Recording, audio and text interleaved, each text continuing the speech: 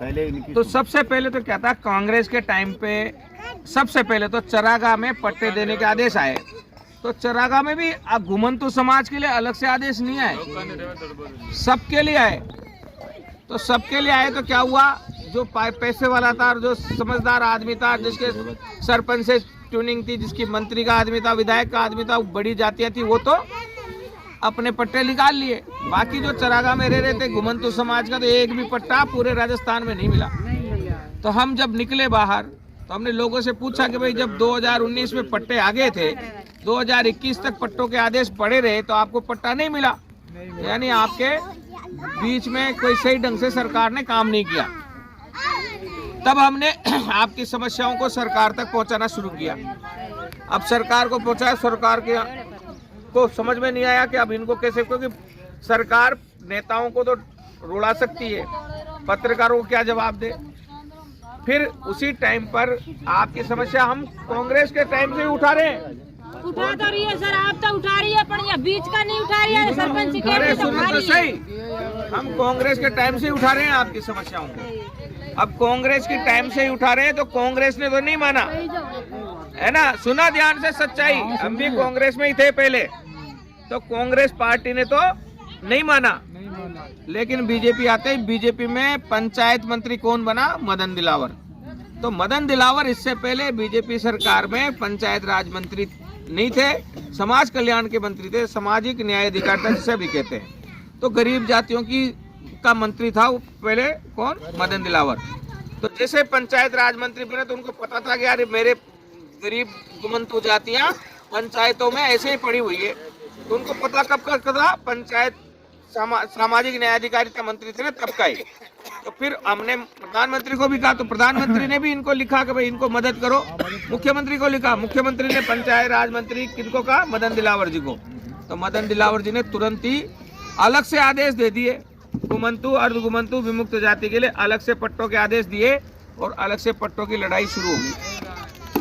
अब लड़ाई शुरू हो गई तो हम लड़ने लग गए, और लड़ते लड़ते धीरे धीरे हम आगे बढ़ने लग गए। तो पहले तो 20-21 हजार पट्टे दिए गांधी जयंती पर 2 अक्टूबर को, पिछले 2 अक्टूबर को 21 हजार पट्टे दिए। उसमें मुख्यमंत्री खुद भी थे, है ना। और फिर आपके घुमंतु समाज के लिए अलग से 30 हजार पट्टे और बंटने वाले हैं।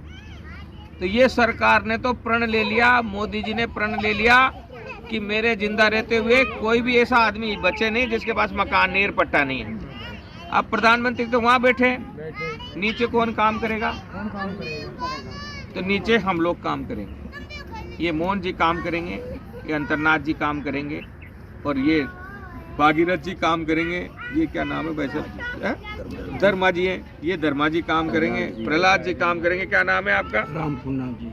रामफूलनाथ जी काम करेंगे, आपका क्या नाम है? रामफूल जी काम करेंगे। बहन तेरा नाम क्या? ममता। ये ममता बहन काम करेगी, आपका नाम क्या है? कमला। कमला काम करेगी, आपका नाम क्या है?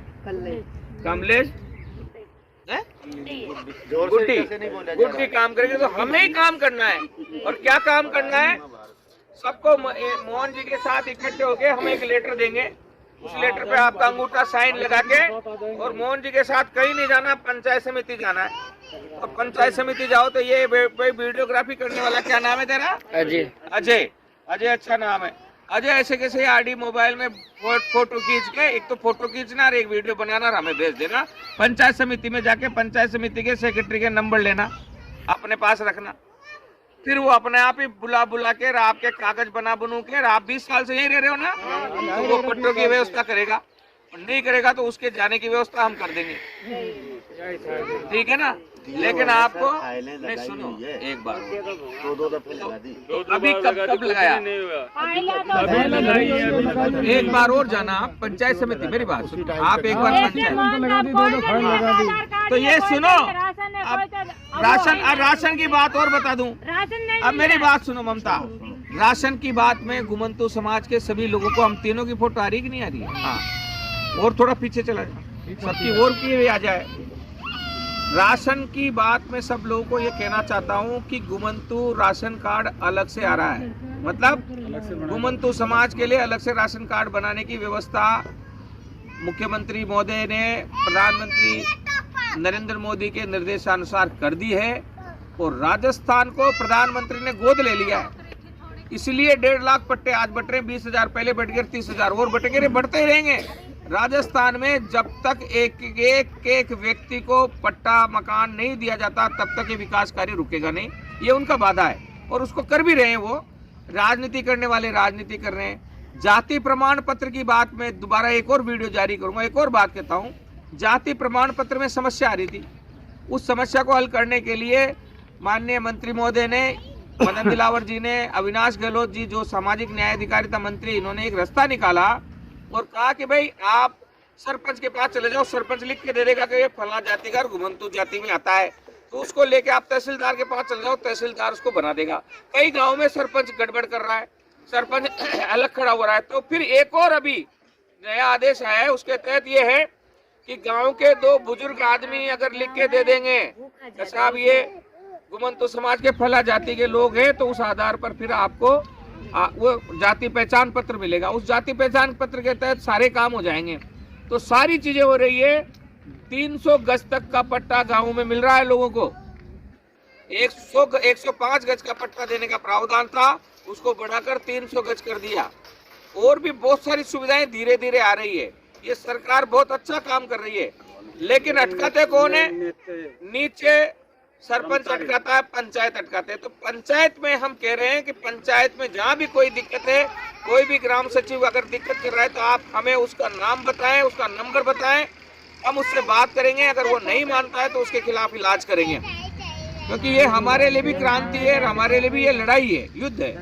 तो आप सबका धन्यवाद।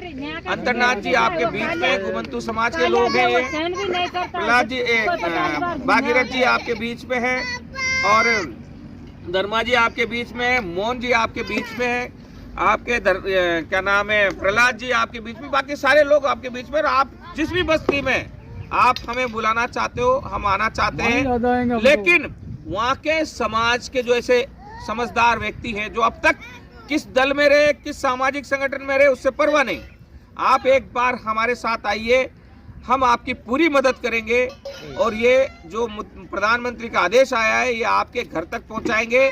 आने वाली दिवाली आप अपने घर में मनाओ, उसकी व्यवस्था करेंगे। जुड़े रहिए गांधी टीवी के साथ, आगे से आगे इस मैसेज को भेजना, ताकि सब लोग जागें और सब लोग अपना हक ले पाए और हिंदुस्तान एक नया हिंदुस्तान बन पाए। और जो गरीबी है ना, वो गरीबी रेखा से ऊपर उठकर लोग सक्षम बन सकें, उनके बच्चे भी पढ़ सकें और उनके बच्चे भी आम नागरिकों की तरह डॉक्टर, इंजीनियर, अफसर बन सके।